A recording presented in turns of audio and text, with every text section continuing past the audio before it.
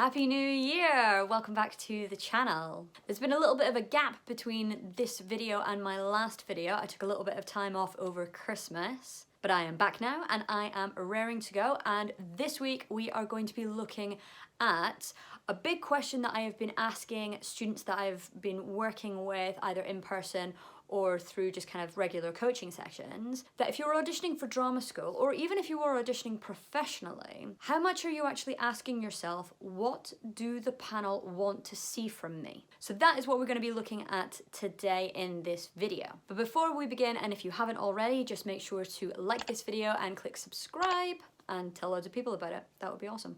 And without further ado, let's plow on. So asking yourself, what do the panel want to see from me? This is a massive, massive question, and it's not something that people pay a lot of attention to. The basic principle is that you go into an audition and you do the best work that you can, and a lot of the focus tends to be on, I want them to like me, and I want them to give me the job, or I want them to give me the place at drama school. So it's very much kind of me-centered. And what I want you to start thinking about is actually taking your attention onto the panel and starting to think the way that they would think. So if you were to flip it around, if you are actually on the audition panel and you have people coming in and auditioning for you, whether that is professionally or whether that is for drama school, what do you want to see from them? And that might start conjuring up some ideas in your head, and those might include, well, I want to see them being truthful in the moment with the performance. I want to see them making creative choices. If they've got contrasting monologues, to actually show a full range of what they are able to do in the moment. In the case of having contemporary and classical pieces,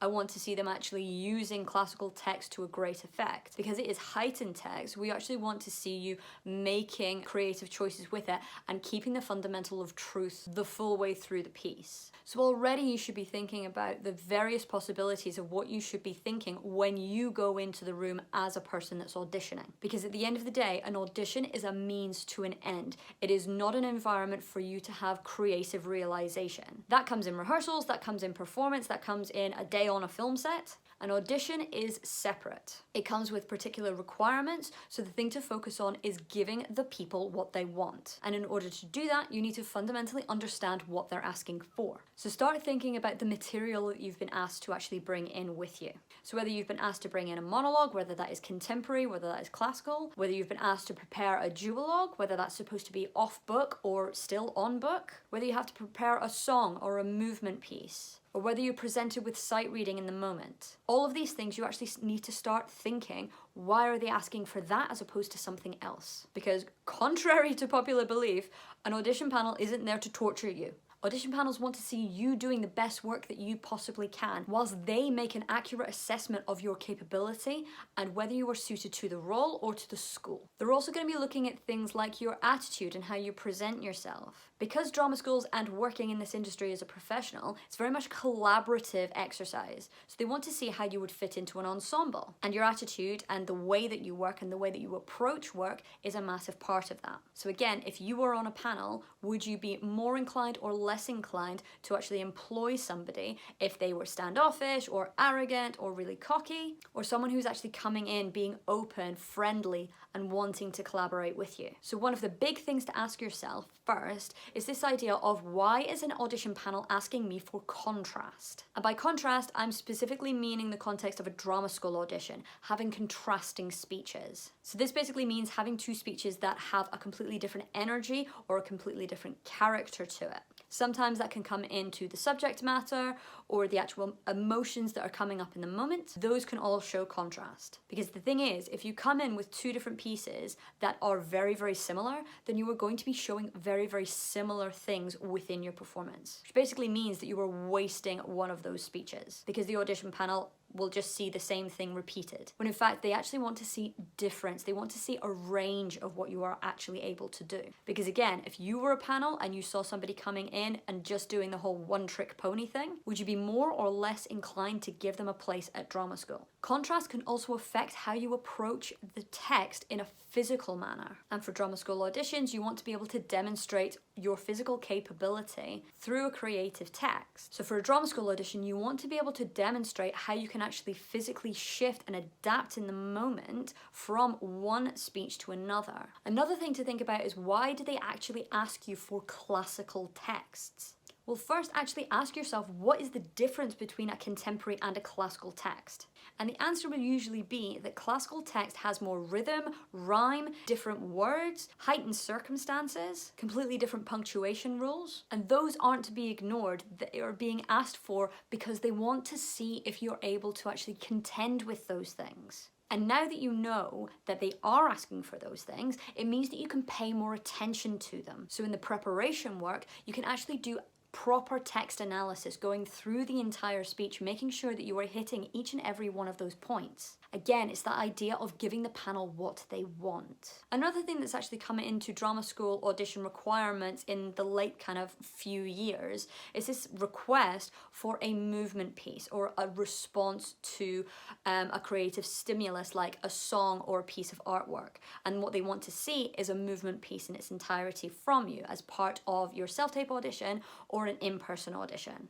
And I personally think that this is an amazing thing that the schools are actually requesting. But again, you need to ask yourself, why are they asking for this? Especially if you are auditioning for a straight acting course, asking yourself, well, why are they asking for something that is not text-based, that doesn't actually have any kind of real rigorous structure to it? They're leaving things very, very open-ended for me. And why do they want to see movement? And by answering those questions with things like, well, they want to see how I think creatively, how I think imaginatively, and how I can bring those creative ideas to life through nothing but my body. That the panel probably assume that I have some command of text, and can I actually bring a story and a character to life in a completely different medium? They want to see what kind of physical habits I have, how I actually move my body, and how inhibited I am, how self-conscious I could possibly be whilst doing that as an exercise. All of those things contribute to a panel making an accurate decision of where you are at with your ability to train in that moment.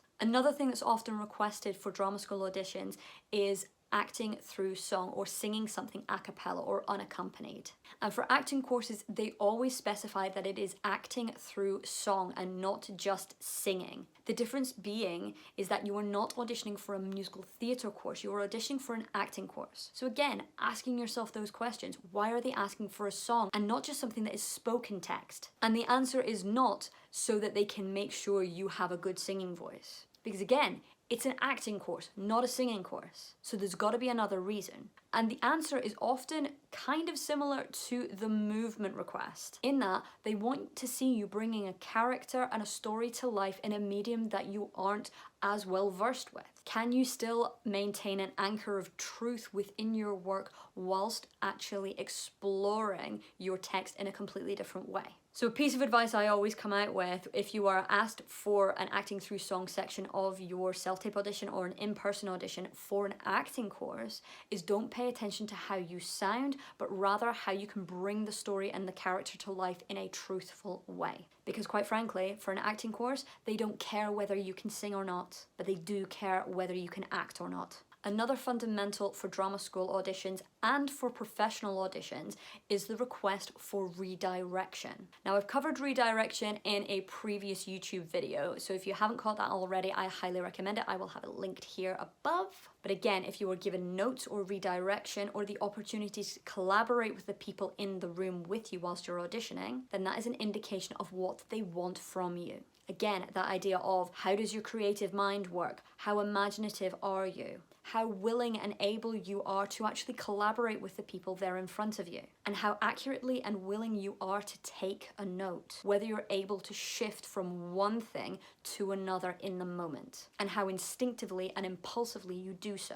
And also how committed you are to actually playing that note to the fullest extent. Now look, the biggest thing that I want you to go away from this video with is the idea that you will get more success out of your auditioning if you actually give the people what they want. And in order to do that, you kind of need to get inside the panel's head, see it from their point of view, and ask, why am I asking them for that? What do I actually want to get out of this person in this moment? And remember, auditions are a means to an end. Of course, there is some creative exploration that goes in there, but for the most part, it's not creative realization that you're aiming for an audition. It's about fulfilling the brief and showing yourself to the best of your ability in order to secure a job or secure a place at drama school.